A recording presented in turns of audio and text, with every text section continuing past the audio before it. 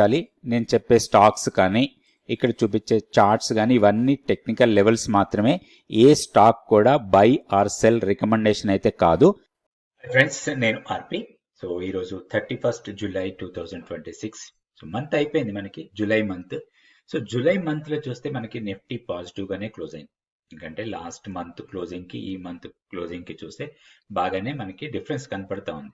ఎందుకంటే ఇంకొకటి, ఈ మంత్ కొంచెం మంచి డీసెంట్ ర్యాలీనే చూసాం. ఓవరాల్ గా నిఫ్టీలో ఒక డీసెంట్ ర్యాలీ, లోయర్ లెవెల్ కి వెళ్ళిన తర్వాత రికవరీ మాత్రం చాలా స్ట్రాంగ్ గా కనిపించింది. ఓవరాల్ గా మంత్ రేంజ్ మొత్తం తీసుకుంటే 924 పాయింట్స్ లో టు హై.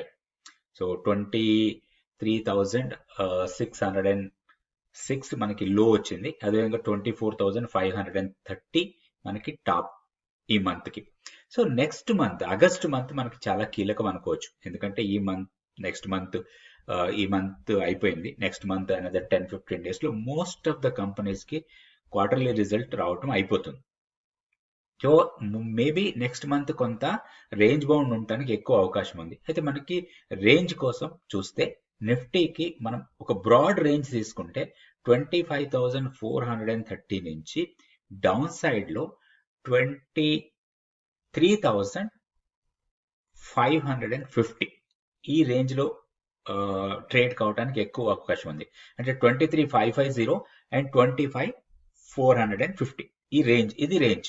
సో ఈ రేంజ్ వల్ల మనకు ఉపయోగం ఏంటి? ఈ రేంజ్ ఎట్లా వచ్చింది అంటే సింపుల్ క్యాలిక్యులేషన్.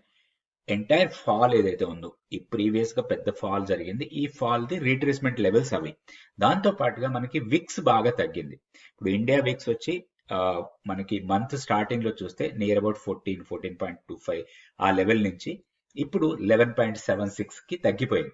సో ఎప్పుడైతే విక్స్ తగ్గుతుందో మనకి రేంజ్ కూడా నేరో అవుతుంది.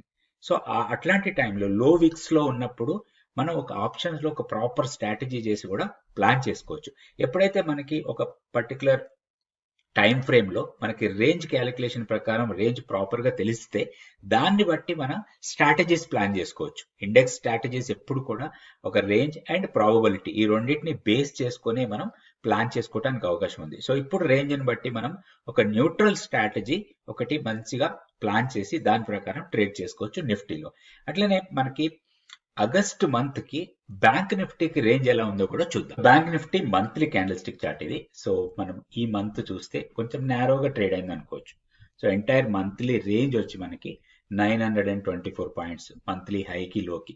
మనకి ఇంత నేరో రేంజ్ చాలా తక్కువ సార్లు అవుతుంది. మనకి ఇట్లా చిన్న మంత్లీ క్యాండిల్స్ ఇట్లా చిన్నగా రావడం అనేది చాలా తక్కువ టైమ్స్ లో అట్లా జరుగుతుంది. చాలా సార్లు మనకి హెవీ మూమెంటం ఉంటుంది బ్యాంక్ నిఫ్టీలో. సో ఆగస్ట్ లో కొంచెం పాజిటివ్ మూమెంటం ఉండొచ్చు, హయ్యర్ సైడ్ కి వెళ్ళడానికి ఎక్కువ అవకాశాలు కనపడుతున్నాయి. అయితే ఓవరాల్ గా మనం ఆగస్ట్ రేంజ్ తీసుకుంటే 60,700 నుంచి 53,800 ఈ మధ్యలో ట్రేడ్ కావడానికి అవకాశాలు చాలా ఎక్కువ ఉన్నాయి. ప్రాబబిలిటీ చూస్తే మనకి దాదాపుగా 70% ప్రాబబిలిటీ కనపడుతుంది ఈ రేంజ్ లో ట్రేడ్ కావడానికి. లోయర్ సైడ్ 53,800, హయ్యర్ సైడ్ వచ్చి 60,700. ఇది based on the volatility. So ఇంకొకటి మనకి ఇక్కడ టెక్నికల్ లెవెల్స్ చూసినా కానీ 59,230 ఇది మనకి ఇమీడియట్ రెసిస్టెన్స్. ఇది ఈ నెక్స్ట్ మంత్ కి ఇది ఈ జోన్ ఏదైతే ఉందో 59,300 ని తీసుకొని 60,700 మధ్యలో అది కొంచెం మనకి ట్రబుల్ జోన్ లాగా ఉంటుంది మంత్ మొత్తంలో చూస్తే. అండ్ లోయర్ సైడ్ కి వచ్చినప్పుడు మనకి 53,800 నుంచి 52,800. సో ఒక 1000 పాయింట్స్ జోన్ అది మనకి down side strong support points లాగా ఉంటాయి. సో మనం ఏదైనా ఆప్షన్స్ ట్రేడ్ చేసుకున్నప్పుడు మనకి ఈ లెవెల్స్ అనేది చాలా ఇంపార్టెంట్. ఎందుకంటే మనకి ఒక ప్రాపర్ రేంజ్ వచ్చేసింది.